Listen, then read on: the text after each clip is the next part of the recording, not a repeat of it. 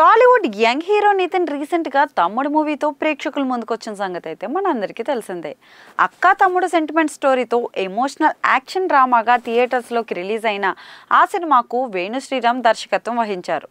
Shri Venkateswara creations బ్యానర్పై ప్రముఖ నిర్మాత దిల్ రాజు అయితే నిర్మించారు.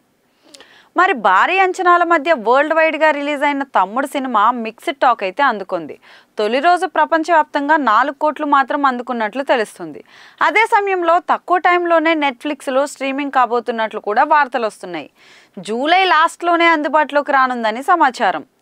అదంతా పక్కన పెడితే తమ్ముడు మూవీ విషయంలో దిల్ రాజు నిజాయితీగా ఉన్నారని ఇప్పుడు క్లియర్గా తెలుస్తుంది. ఎందుకంటే ప్రస్తుతం రోజుల్లో అనేక సినిమాలు మేకర్స్ ఫేక్ హైప్ క్రియేట్ చేస్తున్నట్లు ఎప్పటి నుంచో టాక్ వినిపిస్తున్న విషయం అయితే తెలిసిందే.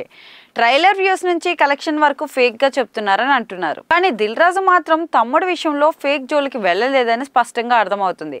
ఆయన గత సినిమా గేమ్ చేంజర్ వసూలు విషయంలో విమర్శలు ఎదుర్కొన్న ఆయన ఇప్పుడు మాత్రం అలా జరగలేదు. ప్రమోషన్స్లో భాగంగా కొద్ది రోజుల క్రితం మేకర్స్ రిలీజ్ చేసిన ట్రైలర్కు వ్యూస్ లైక్స్ మాత్రం తక్కువ వచ్చినట్లు టాక్.